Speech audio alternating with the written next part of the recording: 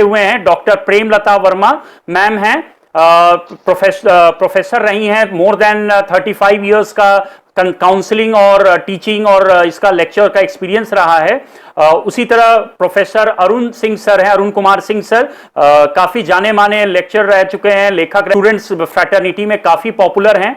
और फिर उसके बाद हमारे साथ हैं प्रोफेसर दिनेश कुमार सर हैं, और ये डॉक्टर हैं, ये भी डॉक्टरेट हैं, सभी लोग डॉक्टर प्रोफेसर हैं। और आस्क द एक्सपर्ट साइकोलॉजिस्ट में ये तीनों जाने माने जो साइकोलॉजिस्ट हैं, इन्होंने ये प्रण लिया है कि इस कोरोना के महामारी में, इस मार्केट में, ये अपने जहां तक हो सकेगा अपना सहयोग, अपने नॉलेज, अपने एक्सपीरियंस के द्वारा ये इस समाज को देंगे।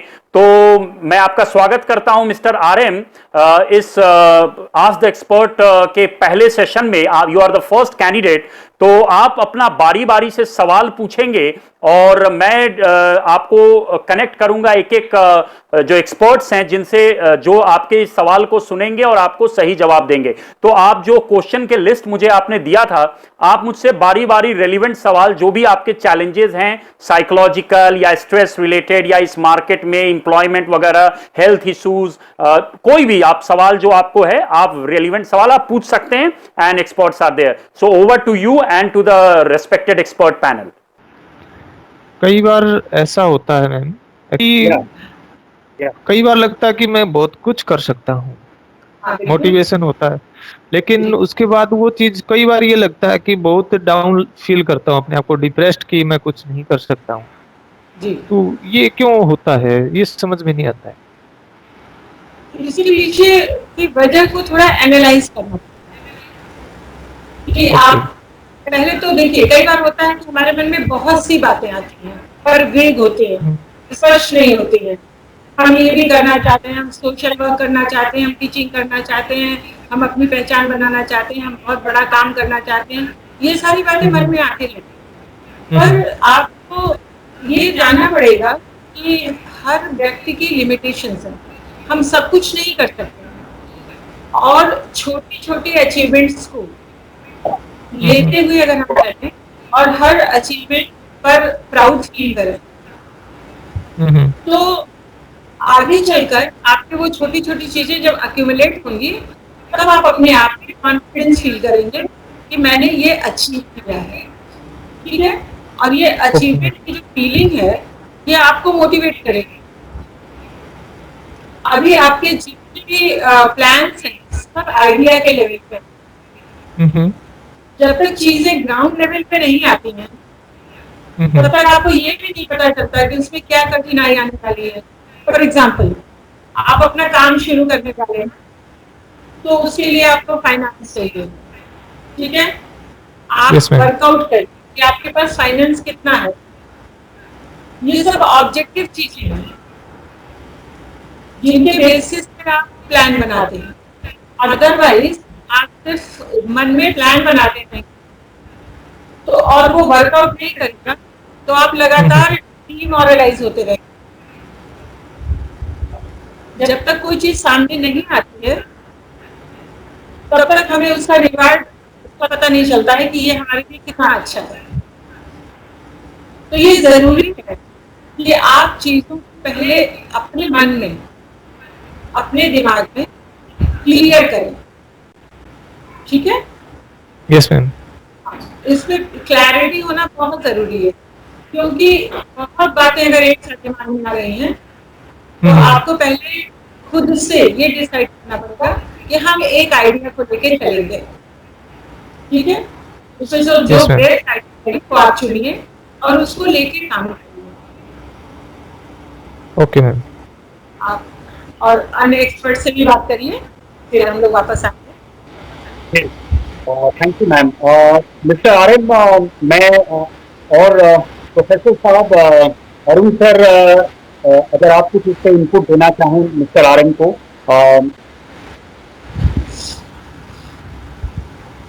Mister RM, thank you. आपने बहुत बेबाक रूप से अपनी बात, अपनी समस्या को हम लोग के सामने रखा। आपकी ये समस्या बहुत आम समस्या है और आपको इतना वरीड होने की जरूरत नहीं है। आप ऐसा समझिए कि आप आपका एजुकेशन क्या है? आपने उस फॉर्म परफॉर्मा में लिखा नहीं है कि आप कहाँ तक आपका एजुकेशनल लेवल क्या है, बताइए तो कौन सा कोर्स किया है? सर मेरी जो स्कूलिंग रही है गवर्नमेंट स्कूल से और आर्ट्स स्ट्रीम से रही है, ग्रेजुएशन भी, और उसके बाद बीएड, और उसके बाद अभी जो मेरी एमए इन साइकोलॉजी चल रही है सर, डिस्टेंस मोड से इग्नू से। मेरा एजुकेशन में गाइडेंस नहीं थी मेरे पास कोई, मुझे फील होता जहाँ तक, क्योंकि मेरा जो फैमिली है इलिटरेट है सभी, मेरे अलावा जो भी मेरे पेरेंट्स थे, दादा दादी मम्मी पापा जो भी सारे, तो वहाँ से गाइडेंस मेरे को नहीं मिली। तो बाय चांस मैंने साइकोलॉजी सेलेक्ट कर लिया था ग्रेजुएशन में। तो वो मेरा जो लेवल था हिंदी मीडियम का था और वो इंग्लिश मीडियम सिलेबस था मेरे लिए, तो कंफ्यूजन हुई, मुझे प्रॉब्लम हुई, लेकिन मैंने छोड़ा नहीं, पता नहीं क्यों चिपका रहा मैं साइकोलॉजी के साथ। और उसके बाद जैसे तैसे मैंने ग्रेजुएशन की, उसके बाद फैमिली प्रॉब्लम, इकोनॉमिक प्रॉब्लम की वजह से जॉब वगैरह करनी पड़ी। और अब मैं ये 2006 में मैंने की थी, 7 में सॉरी, ग्रेजुएशन। उसके बाद मैंने अभी एमए इन साइकोलॉजी करने की सोचा है कि मेरा जो इंटरेस्ट, वो कसक है जो, वो लगी मुझे कि वो है, तो इसलिए मैं अभी एमए इन साइकोलॉजी के फॉर्म अप्लाई किए हैं मैंने फ्रॉम इग्नू यूनिवर्सिटी सर। बहुत अच्छा किया है। और साइकोलॉजी एक ऐसा सब्जेक्ट है जो सिर्फ वो डिग्री ओरिएंटेड नहीं है, वो एक लाइफ स्टाइल भी है। आपको जीवन में संघर्ष करने में ये साइकोलॉजी आपको बहुत हेल्पफुल होगा। कहीं ना कहीं विधाता की कृपा आप पर है जो आप साइकोलॉजी सब्जेक्ट चुने हैं। Thank you sir. आपकी बातों से ऐसा लगता है कि आप बहुत संघर्ष में अपने को यहाँ तक लाए हैं, और ये बहुत अच्छी बात है। और लेवल ऑफ एस्पिरेशन जो आपका आकांक्षा का स्तर है थोड़ा हाई है। हाई रहने के कारण आप कोई प्राइवेट स्कूल्स वगैरह में आप सेट नहीं कर पाते हैं, या तो वो दो तरह का वहाँ प्रॉब्लम है। प्राइवेट स्कूल्स में एक तो मैनेजमेंट जो है वो सामने वाले को कुछ नहीं समझता है, आपको एक ये प्रॉब्लम सब लगता होगा। दूसरा, आपके मेहनत के मुताबिक आपको रिवार्ड नहीं, रेम्युनरेशन नहीं मिलता होगा, या आपके जरूरत के मुताबिक आपको पैसा नहीं मिलता होगा। संभवतः यही दो कारण है जिसके कारण बार बार आप स्कूल छोड़ रहे हैं। क्या सही बात है? बिल्कुल सही बोल रहे हो सर आप। जो मैनेजमेंट जो अपना चलाता है और मैं वो पसंद नहीं है, उनकी जो चीजें हैं वो मैं बच्चों के लिए सोचता हूँ, वो अपने बिजनेस के लिए सोचते हैं। यही एक पॉइंट है कि आपको एक एडजस्टमेंट लेवल तय करना होगा। इंटेलिजेंस के विषय में साइकोलॉजी आप लिए है। इंटेलिजेंस का जो बेसिक है यही है कि सिचुएशन में हम अपने को कितना एडजस्ट कर पाते हैं। तो आपको सबसे पहले, जब जॉब अपॉर्चुनिटी सामने नहीं है, जो है इसी में आपको रहना है, तो पहले तो अपने मन को, विल पावर को स्ट्रॉन्ग करते हुए छोटे जगह पर ही वहां जमने का कोशिश कीजिए, और ऐसा उपाय कीजिए कि बच्चा को भी आप बेहतर दे सकें और मैनेजमेंट से भी एक कोपिंग स्ट्रेटेजी, समायोजन कायम कर सके। आप तभी सक्सेस हो सकिएगा, क्योंकि आपके पास इतना धन नहीं है या कोई ऐसा बैकग्राउंड नहीं है कि आप सेल्फ कुछ बड़ा सा खोल लेते हैं, उसमें रिस्क कवर है, पूंजी है, कैपिटल है, लैंड है, या आप रेंटेड हाउस ही लीजिएगा स्कूल खोलने के लिए। ये बड़ा काम है। जॉब के साथ आप किसी के सपोर्ट से कुछ खड़ा कर सकते हैं। एक तो आप इतना स्ट्रेस मत लीजिए। ये अभी के समय में हम अगर मिनिमम है तो मिनिमम से ही ऊपर जाने का उपाय खोजना होगा। ये आपको सेल्फ मोटिवेट होना होगा। सेल्फ मोटिवेशन से बड़ा कुछ नहीं है, और हर आदमी के अंदर वो कैपेबिलिटी है कि वो आदमी अपने कमी को दूर कर सकता है बहुत अच्छे से। और आप मैरिड भी हैं, एक संतान भी आपको है, उसके फ्यूचर को भी देखना है। अपने स्ट्रेस को मिनिमाइज कीजिए, एडजस्ट कीजिए, और कुछ ये कोविड में आप कुछ योग कीजिए, व्यायाम कीजिए, और अगर आप किसी तरह का ड्रग इंड्यूज है तो उससे बचने का कोशिश कीजिए। नशा सेवन आदमी को कमजोर कर देता है। अगर उस दिशा में फ्रस्ट्रेशन में कहीं अगर कुछ है तो कोशिश कीजिए अपने को उससे मुक्त करें और एक्सरसाइज कीजिए, वो आपको बहुत सुकून देगा। Thank you sir. Thank you professor sir. Sir Yes. मैं या प्रोफेसर दिलीप सर को कुछ अगर वो इस पर और हाईलाइट करना चाहें कोई बात को या रीआइटरेट करना चाहें सो दैट कि हम लोग इस क्वेश्चन को क्लोजिंग करके नेक्स्ट क्वेश्चन पे जाते हैं। आरएम जी से हम थोड़ा सा रूबरू होना चाहेंगे। ऐसा है कि आरएम जी आप ग्रेजुएशन लेवल के आधार पर आप स्कूल में अपना टीचिंग शुरू किए हैं, तो स्कूल में अक्सर आप किस विषय को पढ़ाया करते हैं? English sir. इंग्लिश। तो क्या कभी कभी आपको सोशल साइंस भी पढ़ाने को दिया जाता है? नहीं सर, अभी तक तो नहीं पढ़ा है। इंग्लिश पढ़ाया जाता है। आपको किस स्तर पर डिससेटिस्फैक्शन होता है, क्यों आप स्कूल छोड़ते हैं? Sorry sir.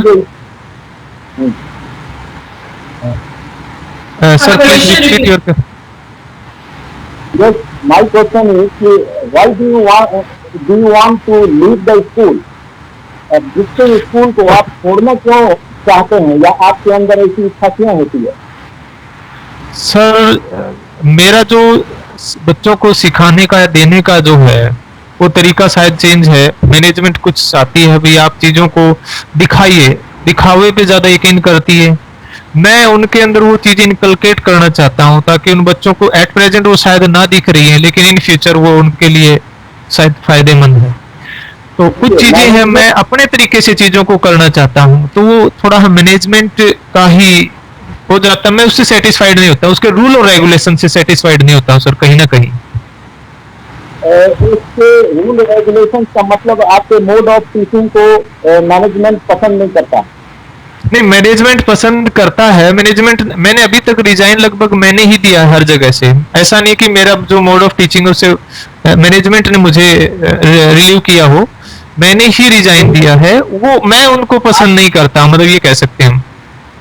हाँ, आप नहीं पसंद करते हैं और मैनेजमेंट आपके टीचिंग से इंटरफेयर करता है, इसका मतलब मैनेजमेंट Yes. की डिससेटिस्फाइड के परफॉर्मेंस से। मैं आपको एक और चीज बताना चाहूंगा। अभी एट प्रेजेंट आप तो स्टूडेंट भी साइकोलॉजी से हो गए, लेवल ऑफ मोटिवेशन में तीन तरह के कंफ्लिक्ट होते हैं। एक अप्रोच कंफ्लिक्ट होता है, एक अप्रोच अवॉइडेंस कंफ्लिक्ट होता है, और एक अवॉइडेंस कंफ्लिक्ट होता है। तो अगर अप्रोच कंफ्लिक्ट की बात है कि यदि दोनों तरफ कोई भी हमारे पास इंसेंटिव है या दोनों इक्वली अट्रैक्ट करता है, तब मुश्किल हो जाता है। कंफ्लिक्ट में होता है कि मैं इस ओर जाऊं कि उस ओर जाऊं, वहां पर कठिनाई बहुत बढ़ जाती है। दूसरी बात है कि एक तरफ एक ऐसा होता है जो अट्रैक्ट करता है और दूसरा है कि जो रिपेल करता है, तो वहां भी अप्रोच अवॉइडेंस कंफ्लिक्ट होता है। और तीसरा है कि इधर भी खाई है उधर शेर, मतलब दोनों अवॉइडेंस है। ये तीन ही तरह के कंफ्लिक्ट से गुजरने पर आदमी किसी काम को छोड़ता है या डीमोटिवेटेड होता है। परेशानी सर ये है कि मैं कब तक चेंज करूंगा, कहीं सेटिस्फेक्शन नहीं हो रही है। तो मैं चाहता हूँ कि कहीं ना कहीं मैं अपना सिस्टम चलाऊं, तब सेटिस्फाइड होऊंगा। मैं अपना तरफ से कुछ चीजें दूंगा, एक अलग तरीके से बच्चों को एजुकेशन दूं। मतलब यह है कि आप चाहते हैं कि आप मैनेजमेंट साइड मूव करें। मतलब कि जो सर एजुकेशन में जो बच्चों को जो दिया जाना चाहिए वो कहीं नहीं लगता मुझे दिया जा रहा। मैं सोचता हूँ कि मैं अपने तरीके से मैं चीजों को करूँ। अब हर चीज में मेरा ये होता है कि अपने तरीके से करूँ मैं कुछ। तो मुझे लगता है अभी के लिए आपके जो सवाल हैं ये दो सवाल बड़े इंपॉर्टेंट रहे और इस पर काफी आई थिंक इंसाइटफुल इनपुट रहा फ्रॉम द रिस्पेक्टेड पैनलिस्ट। तो आपको क्या कहना है टू कंक्लूड आनंद? हाँ, मुझे आज बात करके इन गुरुओं से बड़ा अच्छा लगा और लगा कि कुछ चीजें हैं जो मुझे नहीं पता था, मुझे सोचनी चाहिए, उन पे विचार करने की जरूरत है। तो कहीं ना कहीं मैं जो बताई गई कुछ बातें उन पे विचार जरूर करूंगा। वो टाइम पे डिपेंड करेगा कितना मैं कर पाऊंगा या कितना उसका रिजल्ट निकलेगा, कितना हो पाएगा। बाकी जो बातें करके है आज कुछ थोड़ा मन हल्का हुआ है, कुछ रिलैक्सेशन फील हुई है। बहुत बढ़िया। तो आपका क्या कहना है बाकी लोगों को ये प्रोग्राम को देखेंगे आगे एडिटेड फॉर्मेट में, आपका उनके लिए क्या मैसेज है? मतलब कि इस ask the expert psychologist programme को अटेंड करने से कितना फायदा उनको महसूस होगा? आपको क्या लगता है ये कितना इम्पोर्टेंट प्रोग्राम? मुझे लगता है जो ये साइकोलॉजी है, जो लगभग ज्यादातर लोगों को, ज्यादातर क्या मोस्टली जो लोग हैं साइकोलॉजिकल प्रॉब्लम से ही परेशान है, यही स्ट्रेस है लगा लो या जो भी है, यहीं से सारा खेल यहीं से है, दिमाग से। अगर दिमागी रूप से अगर वो सॉल्यूशन मिल जाए उनको बातों का, तो वो सारी प्रॉब्लम सोल्व कर सकते हैं, अगर यहीं से सेटिस्फाइड हो जाए तो। उनको हर किसी बंदे को, हर किसी व्यक्ति को ये चीजें काउंसलिंग वगैरह या साइकोलॉजिस्ट से मिलना चाहिए, मुझे ये लगता है। और आपका भी बहुत बहुत धन्यवाद सर, आपने इतना प्रयास जो किया मेरे लिए, और इस मुझे उम्मीद नहीं थी कि ऐसा भी आप सॉल्यूशन मिलेगा मुझे इस ऑनलाइन के थ्रू, लेकिन आपने जो जो कहा और वो किया सर, और मुझे वो मिला है सॉल्यूशन, उसका कुछ सेटिस्फेक्शन मुझे मिली है जो आपने किया मेरे लिए sir. Thank you very much sir, thank you, and thank you all of the thank you to panel. All the respected panelist. Thank you, thank you.